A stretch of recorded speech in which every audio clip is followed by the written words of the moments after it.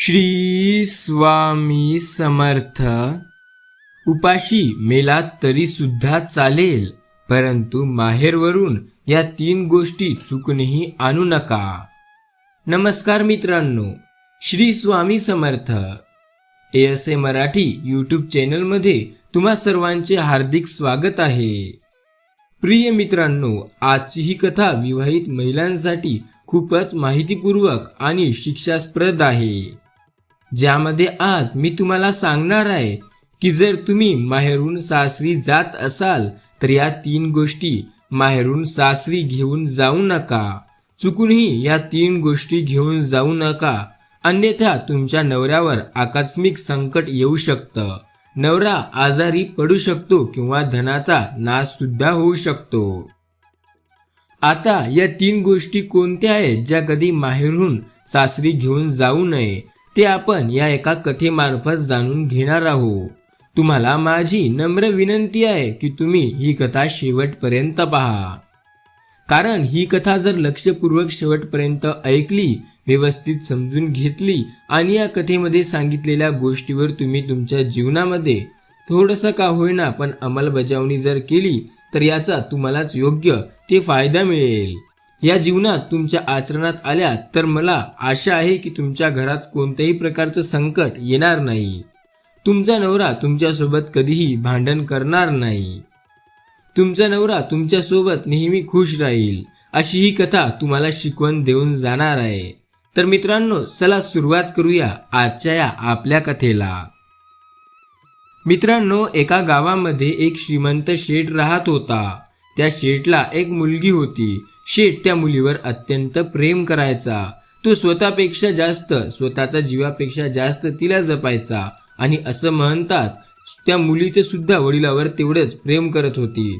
मित्रांनो, ते शेठ त्या मुलीवर अत्यंत प्रेम करायचा. मुलीची कोणतीही इच्छा असेल ती इच्छा तो शेठ ताबडतोब पूर्ण करत असे. देवाकडे मागितल्यावर सुद्धा थोडा वेळ लागेल, परंतु तो शेठ त्याच्या मुलीची इच्छा क्षणात पूर्ण करायचा. मुलीची कोणतीही इच्छा असो, कितीही हट्ट करू द्या, शेठ मुलीची इच्छा पूर्ण करत असे. मान्यवरांनो, माझी तुम्हाला एक विनंती आहे. तुम्ही तुमच्या मुलामुलींवर प्रेम करता, खूप लाड करता, परंतु लक्षात ठेवा, आयुष्यात इतकं प्रेम तुम्ही मुलामुलींवर करू नका ज्यामुळे त्यांच्या भविष्याला धोका घडेल. तुम्ही या गोष्टीचं भान ठेवा की तुमच्या मुलामुलीच्या घरी जायचं असतं, त्यामुळे मुलीच्या स्वभावाकडे बिलकुल दुर्लक्ष करू नका. वास्तविक पाहता 90% सासरचे लोक वाईट नसतात, 90% आपल्या मुलीचा स्वभाव चांगला नसतो. त्यामुळे गोष्ट तुम्ही व्यवस्थित विचार करा. तुम्ही तुमच्या मुलीवर अति जास्त प्रेम करू नका ज्यामुळे ती हट्टी बनेल. लहान मोठ्यामधील अंतर समान विसरून जाईल, मान मर्यादा ती विसरून जाईल आणि ती हे विसरेल की मी एक भारतीय स्त्री आहे. तुम्ही इतकंही लाड किंवा प्रेम देऊ नका की नंतर तुम्हाला त्या गोष्टीचा पश्चाताप करावा लागेल. मित्रांनो, ते शेठ त्याच्या मुलीवर खूप प्रेम करायचा. इतकं प्रेम करायचा की ती मुलगी अतिलाडामुळे अत्यंत हट्टी बनली. वेळोवेळी ती सारखं भांडण करायची, कोणाही सोबत भांडण करायची. लक्षात ठेवा मित्रांनो, मुलगी ही लढाऊ नाही पाहिजे तर काळजी घेणारी पाहिजे. शेठच्या प्रेमामुळे, अतिलाडामुळे त्याची मुलगी हट्टी स्वभावाची झाली. सकाळी उशिरा उठत असे, कोणी काही बोललं तर त्याला उलट उत्तर द्यायची, रागाने त्याच्यासोबत बोलत असे. एक लक्षात ठेवा मुलींनो, तुमचं हे राग, तुमची चिडचिड, हा हट्टीपणा तुमचे आई वडील सहन करतात, परंतु सासरी गेल्यानंतर कोणीही हे सहन करत नसते. म्हणून नेहमी लक्षात ठेवा, तुमचे आई वडील तुमच्या सर्व इच्छा पूर्ण करतील, तुमच्या मनाप्रमाणे तुम्हाला वागवतील, परंतु जेव्हा तुम्ही लग्न करून सासरी जाल तेव्हा तुम्हाला या वाईट सवयी सासरी कोणीही सहन करणार नाही. मित्रांनो, ती मुलगी तिच्या आयुष्यामध्ये आता खूप गर्विष्ठ झाली होती. मुलीची आई मुलीला वडिलांना म्हणजे त्या शेठला समजावते, हे बघा तुम्ही मुलीचे अतिलाड करू नका, आता ती खूप हट्टी झाली आहे, सर्वांना उलट सरळ उत्तर करत असते. तेव्हा शेठ म्हणाला, आता लहान आहे, मोठी झाल्यावर सर्व ठीक होईल. तेव्हा शेठची बायको म्हणाली, लहान आहे असं म्हणून सोडू नका. तुमचा हा हलगर्जीपणा तुमचे अतिलाड आणि मुलीचे आयुष्य उद्ध्वस्त करेल. मित्रांनो, तुम्हाला एक नम्र विनंती करतो की तुम्ही तुमच्या मुलीचे प्रत्येक मागणी पूर्ण करता, त्यावेळेला तुमची मुलगी आनंदित होते. परंतु तिला ही सवय कायमची लागून जाते व नंतर तिला आयुष्यभर अश्रू ढवळत राहतात. म्हणूनच लक्षात ठेवा, मुलींचे संगोपन करणे हे एका संताच्या तपश्चर्येप्रमाणे असते. हळूहळू ती मुलगी मोठी झाली आणि जेव्हा ती मुलगी मोठी होते तेव्हा वडिलांना एकच चिंता असते की माझ्या मुलीचे लग्न करायचे. माझ्या मुलीचे चांगल्या ठिकाणी लग्न लावून दिले तर मी या जबाबदारीपासून मुक्त होऊ शकेल. एक चांगला असा परिवार शोधून वडिलांनी त्यांच्या मुलीचं लग्न लावून दिलं. लग्न झाल्यानंतर आता ती मुलगी तिच्या सासरी गेली. जेव्हा मुलगी सासरी गेली तेव्हा सासू सासरे जाऊन 8 दिवस झाले नव्हते तेवढ्यात तिने वडिलांना फोन केला. वडिलांनी फोन उचलला. म्हणाला, पोरी सांग कशी आहेस? मुलगी म्हणाली, कशी आहे का विचारू नका, मी इथे खूप त्रास सहन करत आहे. वडिलांना विचारले, पोरी 8 दिवसात तुझी अशी व्यवस्था कशी झाली? मुलगी म्हणाली, हो मी इथे 1 मिनिटही थांबू शकत नाही. तुम्ही आत्ताच इथे या आणि मला घरी घेऊन चला, मी या नरकात राहू शकत नाही. वडील म्हणाले, अगं 8 दिवसात असं काय घडलं?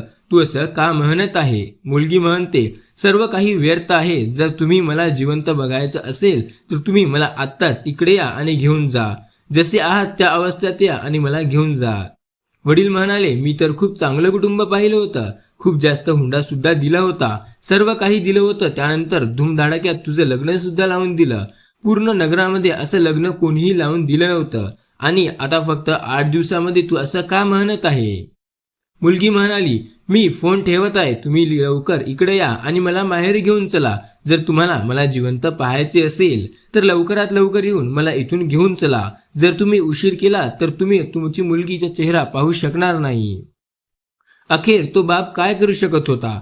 अखेर नाईलाजाने तो शेठ मुलीच्या सासरी गेला. तिथे गेल्यावर कोणीही शेठला हाक मारली नाही किंवा कोणीही शेठला काही विचारलं नाही. मुलीचे सासू सासरे बाहेर निघून गेले. मुलीच्या दिशेकडे दुर्लक्ष करत शेठ विचारू लागला, 8 दिवसामध्ये असं काय घडलं आहे की माझ्यासोबत कोणी बोलायला सुद्धा येत नाही? एक गोष्ट लक्षात ठेवा मुलींनो, तुमच्या गैरवर्तनामुळे सासरी तुमच्या आईवडिलांचा अपमान होत असतो आणि जर वर्तणूक चांगली असेल तर आईवडिलांचा खूप मानसन्मान तुमच्या सासरी केला जातो. शेठ मुलीच्या खोलीत गेला आणि जाऊन मुलीला म्हणाला, पोरी काय झालं? तेव्हा मुलगी म्हणाली, तुम्ही या घरातील पाणी सुद्धा पिऊ नका, तुम्ही ताबडतोब चला. तेव्हा वडील म्हणाले, पोरी तू असं का म्हणत आहे? मुलगी म्हणाली, तुम्ही आत्ताच माहेरी चला, मग मी तुम्हाला सांगते. मला इथे गुदमरल्यासारखं होतं, मला एक क्षणही इथं राहायचं नाही. तेव्हा शेठ म्हणाला, पोरी थांब, मी तुझ्या सासूला विचारतो. तेव्हा मुलगी म्हणाली, त्या चेटनिटकीला काय विचारताय? ती तर चेटनिकन आहे, तिला विचारू नका. त्या म्हातारीमुळेच मी खूप दुःखी आहे. या घरामध्ये 8 दिवस झाले नाही की तिने माझे आयुष्य नरकात समाप्त केले आहे. वडील म्हणाले, पोरी थांब, मी एकदा विचारून पाहतो. त्यानंतर शेठ सासूबाईजवळ गेला आणि म्हणाला, ताई मी आलोय. तेव्हा सासू म्हणाली, हो मी पाहिलं, मला चष्मा नाही लागलाय, तुम्ही आलात यामध्ये आश्चर्यकारक गोष्टी काय आहे? वडिलांनी विचार केला, हे असे का बोलत आहेत? वडील म्हणाले, ताई मी माझ्या मुलीला घेऊन जाण्यासाठी आलो आहे. तेव्हा सासू म्हणाली, ठीक आहे, आत्ताच्या आत्ता तुमच्या मुलीला घेऊन जा. तुम्हाला अशी मुलगी देताना काही विचार केला नव्हता का की जिने आम्हाला अगदी हैराण करून सोडले आहे? ही सकाळी 8 वाजता उठते आणि घरीत कुठलंही काम करत नाही. हिला आयतं जेवण हवं आहे आणि जर कोणी काही बोललं तर उलट उत्तर करायला सुद्धा मागे पुढे पाहत नाही. अशी मुलगी तुम्ही आम्हाला दिली. तुम्हाला आत्ताच्या आत्ता तुमच्या मुलीला घेऊन जा आणि हुंड्यामध्ये जे काही पैसे दिले आहे ते सुद्धा घेऊन जा. आम्हाला तुमचा हुंडा नको आणि तुमची मुलगी सुद्धा नको.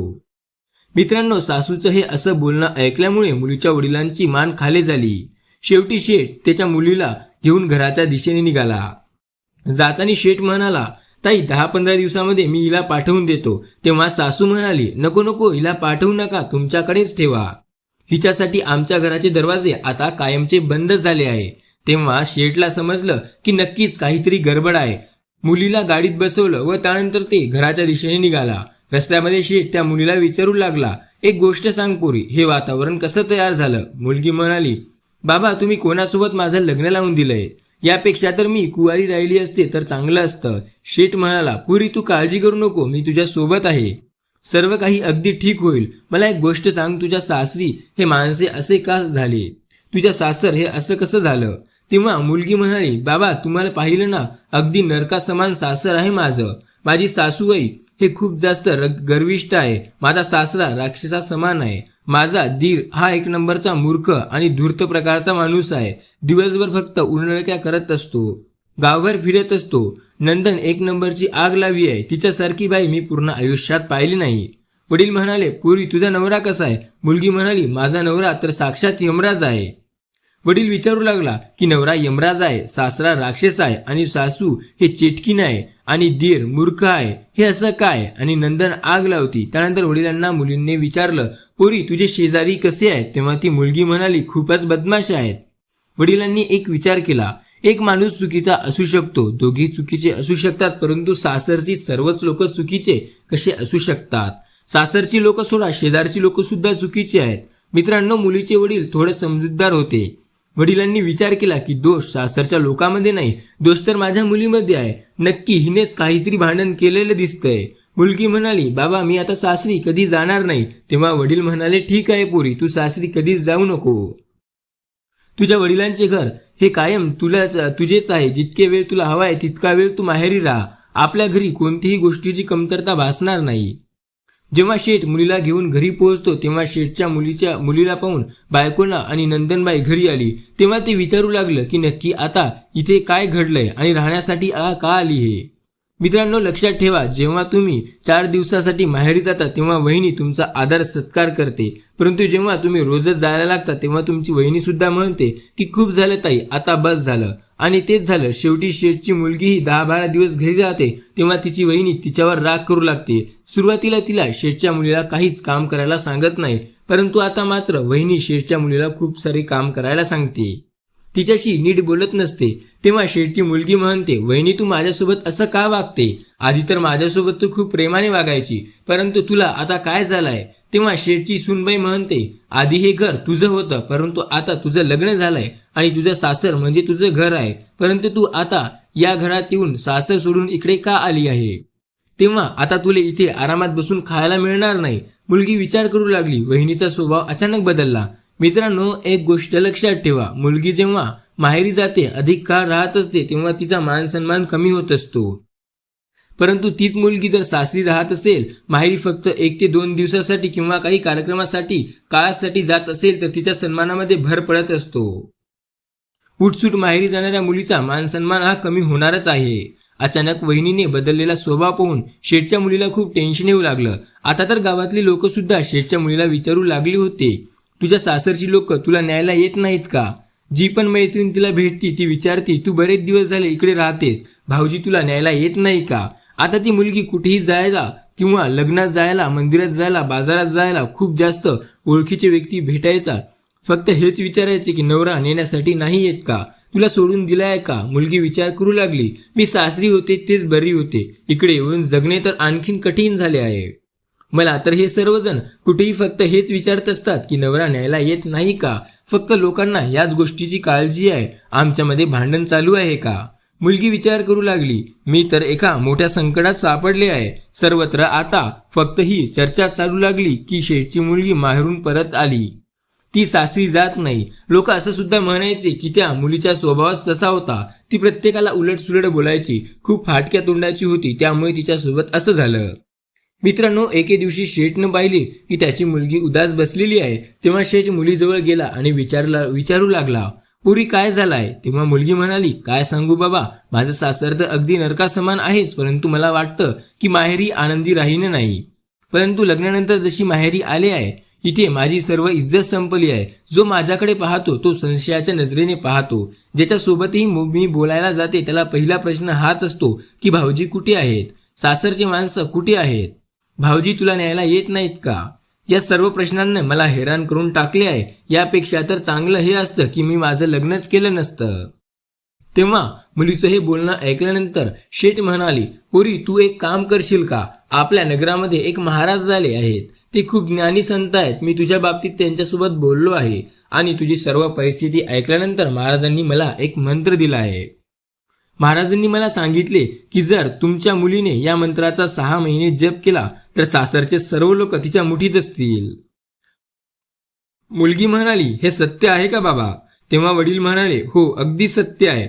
मुलींनो, मुलीची तर इच्छाच होती की मी सासरी गेल्यावर तिकडची राणी व्हावे, सर्व काही माझ्या हातात यावे, सर्व लोक माझ्या इच्छेप्रमाणे काम करावे. त्या मुलीला फक्त आयुष्यामध्ये आराम हवा होता, बाकी काही नको. वडील म्हणाले, पुरी 6 महिन्यात तुझ्या सासरच्या लोकांची, सासूंची, सासऱ्यांचे वातावरण बदलून जाईल. तुला सासरी जायचे आहे का? तेव्हा मुलगी म्हणाली, हो बाबा, मला सासरी जायचं आहे. वडील म्हणाले, मग ठीक आहे, मी तुला मंत्र सांगतो, त्याचा जप तू 6 महिने नित्य नियमाने कर. तुझ्या सासरचे माणसं तुझ्या मागे फिरतील, तुझ्या मुठीत असतील. सासू तुझ्या पुढे एक शब्दही बोलणार नाही. नवरा नेहमी तुझाच म्हणणं ऐकेल. तेव्हा मुलगी म्हणाले, ठीक आहे बाबा, मी 6 महिने नित्यपणे त्या मंत्राचा जप करेल. तुम्ही मला तो मंत्र सांगा. तेव्हा शेठ त्या मंत्र म्हणाले, त्या मंत्राचा जप मला करायचा आहे, तो तुम्हाला फक्त साधना करायची आहे. म्हणजे त्या महाराजांनी सांगितले की काम तुला करायचे आहे. तेव्हा मुलगी म्हणाली, ठीक आहे बाबा, हे तर आणखीन चांगलं आहे. मला आधीच मंत्र जप करण्याचा कंटाळा येतो, त्यामुळे तुम्ही मला मंत्र जप करणं ही साधना करते. परंतु मला हे सांगा की साधना काय करायची आहे. तेव्हा शेठ म्हणाला, 6 महिने तू कोणालाही काहीही म्हणू नको, कुठलंही उत्तर देऊ नको. 6 महिने या गोष्टीचे तू पालन कर. 6 महिने तू सर्वांसोबत प्रेमाने वाग. कुठल्याही गोष्टीचा अहंकार बाळगू नको. बोल, तुला ही गोष्ट मान्य आहे का? तेव्हा मुलगी म्हणाली, हो बाबा, मला तुमचं म्हणणं मान्य आहे. फक्त 6 महिन्यांनीच तर गोष्ट आहे ना, मी करायला तयार आहे. वडील म्हणाले, मग ठीक आहे, 6 महिने तू साधना कर. त्यापूर्वी सासरा तुझ्या मुठीत असेल.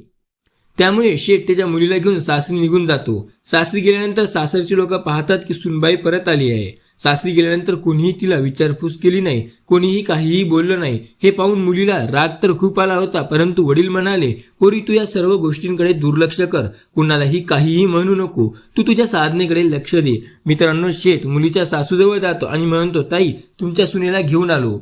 सासू म्हणाली, तुम्ही हिला का घेऊन आला आहात? हीच तर आमचं घर उद्ध्वस्त करण्यासाठी जन्माला आली आहे.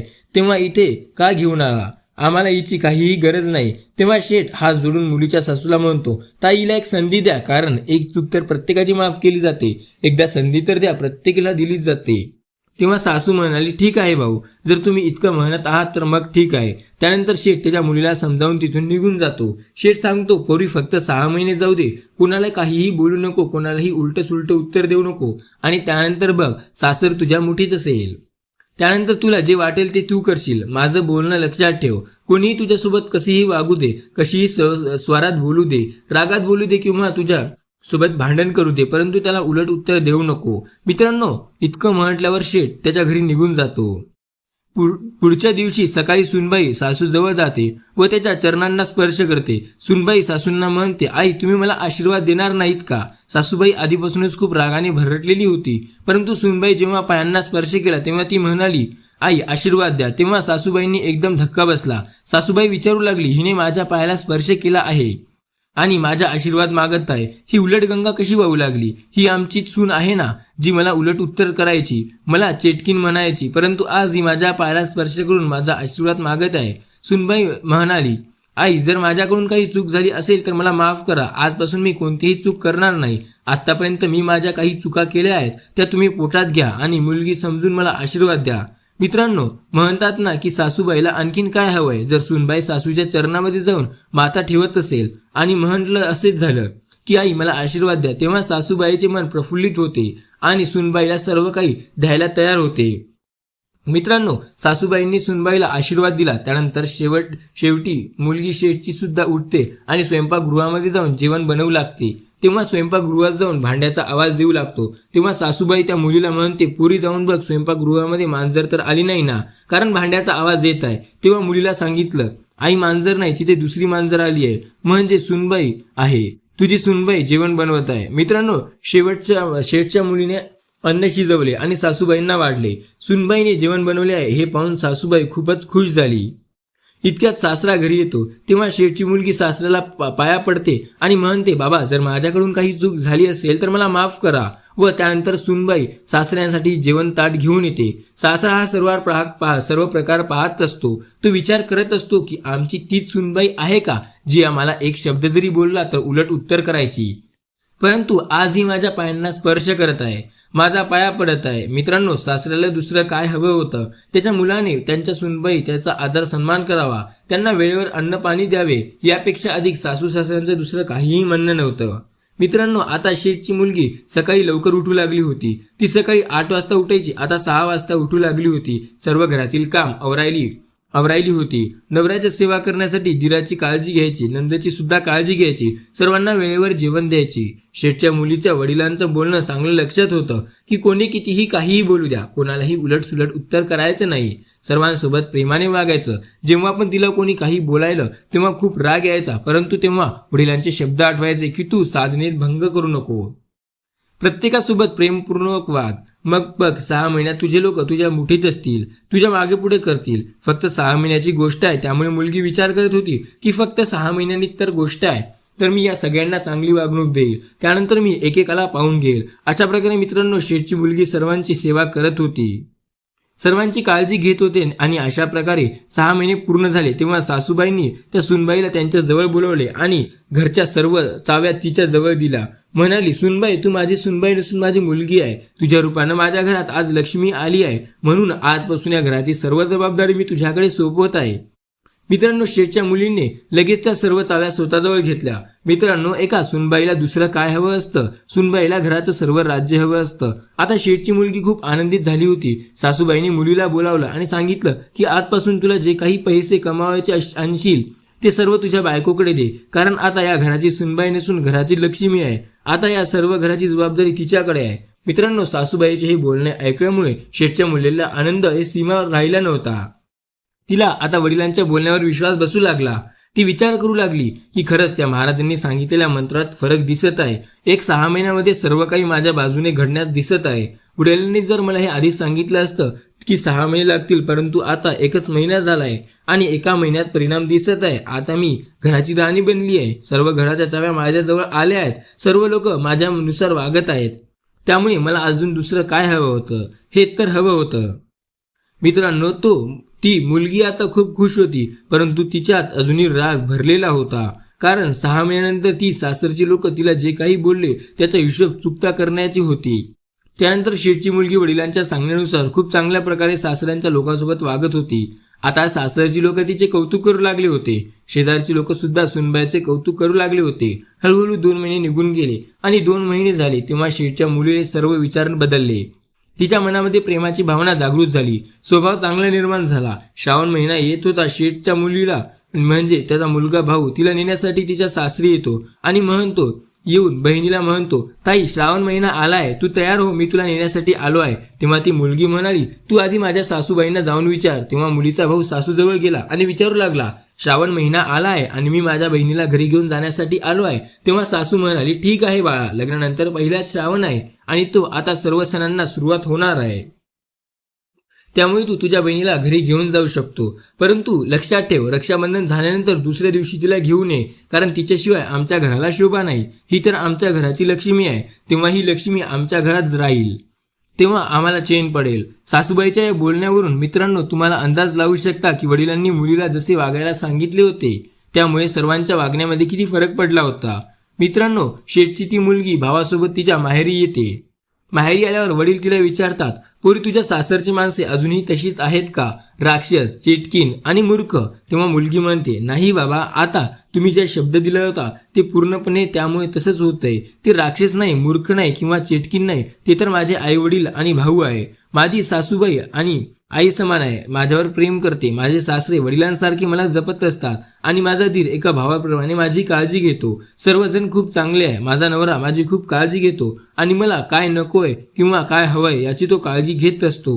सर्वजण खूप चांगल्या स्वभावाचे आहे. माझी नणंद माझ्या छोट्या बहिणीसारखी आहे. माझी ती आता मैत्रीण सुद्धा झाली आहे आणि माझ्यासोबत ती खूप गप्पा मारते. माझ्यासोबत ती सर्व काही शेअर करते. मित्रांनो जे वडिलांना हे सर्व ऐकलं तेव्हा त्यांना समजलं की मुलीच्या लग्नानंतर माझी जी मान खाली झुकली होती ती आज गर्वानं उंची झाली आहे. माझ्या मुलीची मान उंच केली आहे. आता मी अभिमानाने सांगू शकेल की मी या मुलीचा बाप आहे. मित्रांनो अशा प्रकारे श्रावण महिना ती मुलगी आनंदाने माहेरी राहते व जसं रक्षाबंधन होते तसा तिचा नवरा तिला नेण्यासाठी येतो व नंतर शेठची मुलगी आनंदाने सासरी निघून जाते व सासरी गेल्यानंतर सर्वांना तिची खूप जास्त चांगल्या प्रकारे काळजी घेतली असते. कुणालाही उलट शब्द बोलत नाही. अशा प्रकारे शेठची मुलगी तिच्या सासराला स्वर्गामध्ये बदलते. तर मित्रांनो ही कथा आपल्याला शिकवते की सुनबाई जर विचार केला तर सासरा स्वर्गासारखा बनवू शकते आणि तिने जर विचार केला तर सासरला ती नरकात सुद्धा बदलू शकते.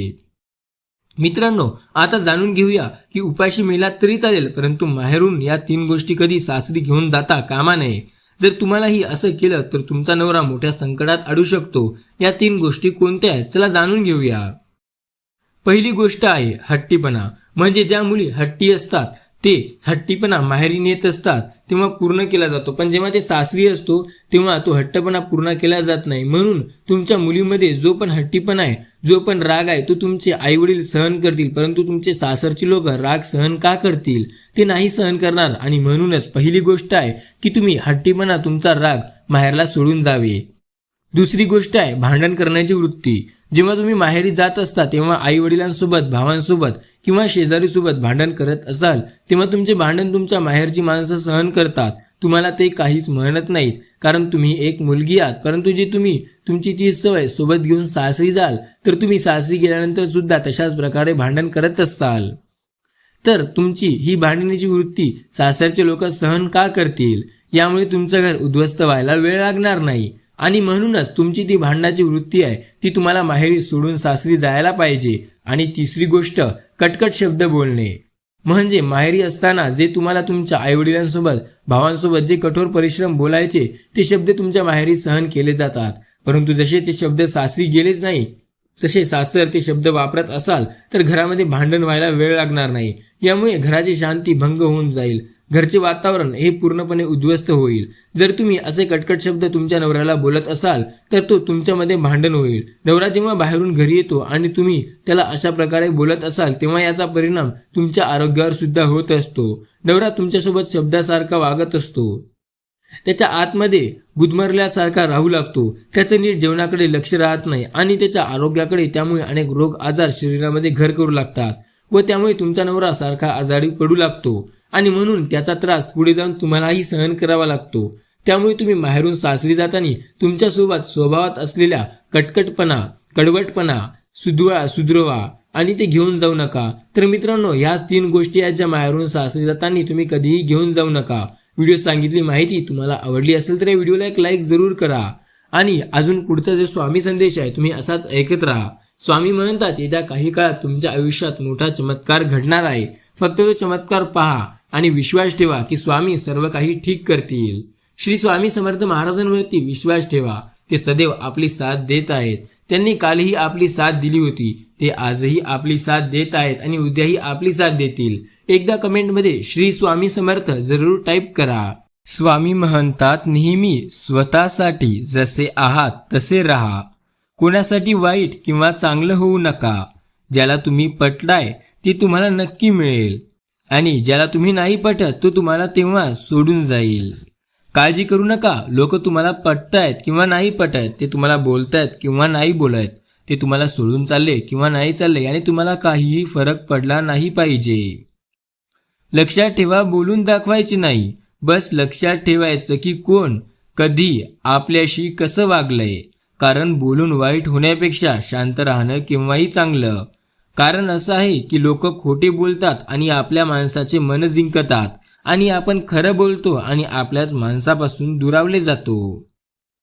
साथ देणारे आयुष्यात काही गोष्टी अशा घडतात की आपली चूक नसतानाही आपण चुकीचे ठरवले जातो. आपण सत्यवचन बोलून दुसऱ्याच्या नजरेत खाली पडले जातो.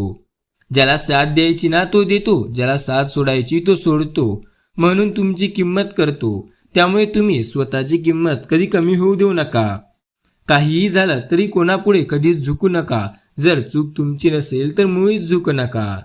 नात्यामध्ये भांडण होणे फार गरजेचं आहे, कारण तेव्हाच तर माहिती पडते समोरची आपली किती कदर करतो आणि आपल्याबद्दल काय विचार करतो.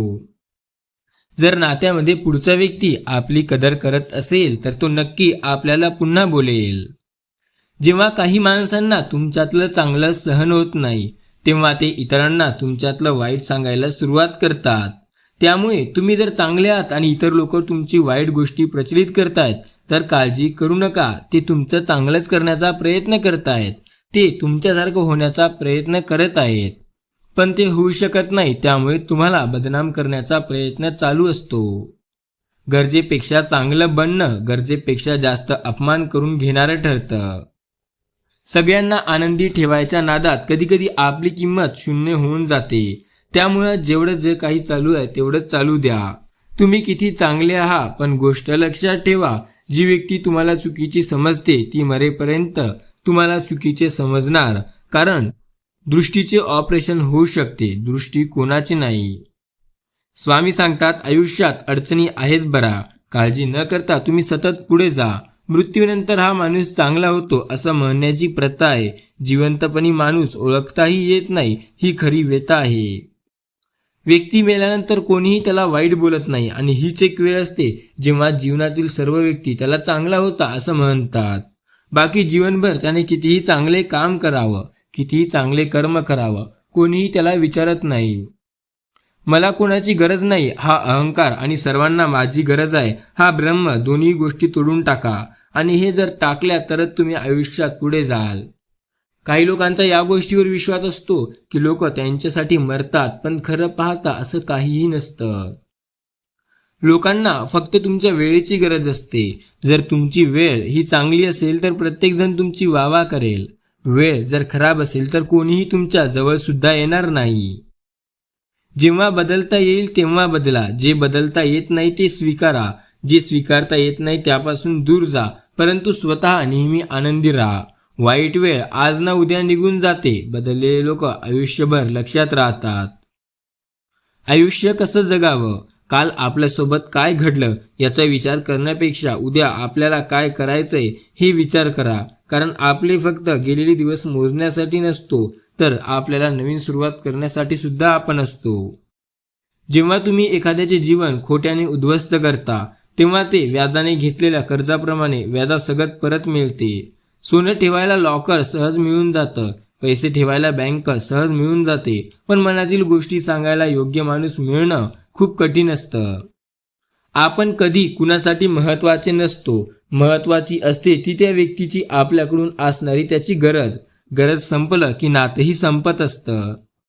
आयुष्यात कोण कसे वागलं हे लक्षात ठेवायचे, त्यातून काय शिकलं हे डोक्यात घेऊन आयुष्य पुढे चालत राहायचे. लोकाचे कान भरून किंवा काड्या करून अस्तित्व क्षणभर असतं. आयुष्यभर राज्य करायचं असेल तर मनाचा मोठेपणा आणि नीती ही साप लागते. स्वामी सांगतात, दीड शहाण्यापुढे बुद्धीला घासण्यापेक्षा आडीपणाचे सोंग घेऊन गप्प बसलेले बरे. काही लोक खूप हुशार असतात, पण ते फक्त स्वतःपुरतेच. समजून घेणं हे चांगले आहे, पण दरवेळी हे योग्य नाही. प्रत्येक वेळेला तुम्ही समजून घेत असाल तर तुम्हाला पुढचा व्यक्ती मूर्ख समजतो. तुमच्या मनात त्याच्याबद्दल जो आदर असतो तो तर तसाच राहतो, पण त्याच्या मनात तुमच्याबद्दल कसल्याही प्रकारचा आदर राहत नाही. आपण फक्त आनंदात राहावं, कारण आपल्याला दुःख देण्यासाठी अनेक बिनपगारी लोक पूर्ण वेळ काम करत असतात. स्वतःच्या व्यक्तिमत्वाला एवढं सरळ आणि सोपं बनवा की कोणीही समजू शकेल, पण तुमचा रुतबा आणि तुमचं जे काही स्वाभिमान आहे ते कधीही कमी होऊ देऊ नका. फालतू लोकांच्या गोष्टी मनावर घ्यायच्या नसतात. जे आपल्याला चिल्लर संपतात ते आधीच भंगाराच्या भावात विकलेले असतात. गरजेच्या वेळी हक्काच्या माणसाने वेळ नाही दिला तर आपल्यापणाची व्याख्या समजते. फसवणाऱ्याला स्वतःची लाज वाटली पाहिजे. कसं आपण एवढं प्रामाणिक राहायचं? प्रत्येकाला वाटतं की समोरचा माणूस सुखी आहे, पण तोही विसरतो की त्याच्यासाठी आपण पण समोरच आहोत, आणि त्यालाही हेच वाटतं की आपण त्यापेक्षा जास्त सुखी आहोत. काही लोक दुसऱ्याला इतकं नावं ठेवतात की त्यांना वाटतं ते दुधाचे धुतलेले आहेत, पण तसं काहीही नसतं. स्वामी म्हणतात, मनात जाणणारी एखादी गोष्ट पुढच्यालाही जाणवायची असेल तर आपले प्रयत्न तसे पाहिजेत. जर एखादा व्यक्ती तुम्हाला एखाद्या चुकीच्या गोष्टीमध्ये वळत असेल तर जाऊ नका. माणसाचा स्वभाव आपण बदलू शकत नाही, पण समोरच्याचा स्वभाव लक्षात घेऊन आपण नक्की बदलू शकतो. आपल्याला जे वाटतं ते करा. आपल्या जवळचे सगळे लोक शुभचिंतक असतात असं नाही, तर त्यापैकी काही लोक आपले शुभ होत असताना चिंतित देखील होत असतात. प्रत्येक व्यक्ती आपली काळजी नाही करत, तर काही लोक काळजी करण्याचं ढोंग करून आपल्याला मागे ओढतात. आपल्या आयुष्यातील चांगल्या माणसाचं महत्त्व आणि स्थान हृदयातील ठोक्यासारखं असतं, जे कधीही दिसत नाही, पण त्यांचं संपादन, त्यांचे अस्तित्व आपल्याला सदैव जाणवत असतं. स्वामी म्हणतात, लोकांचे बोलणे कधी मनावर घेऊ नका. लोक पेरू विकत घेताना गोड आहे का विचारतात आणि खाताना त्याला मीठ लावून खातात. त्यामुळे लोकांच्या गोष्टी कधी मनावर घेऊ नका.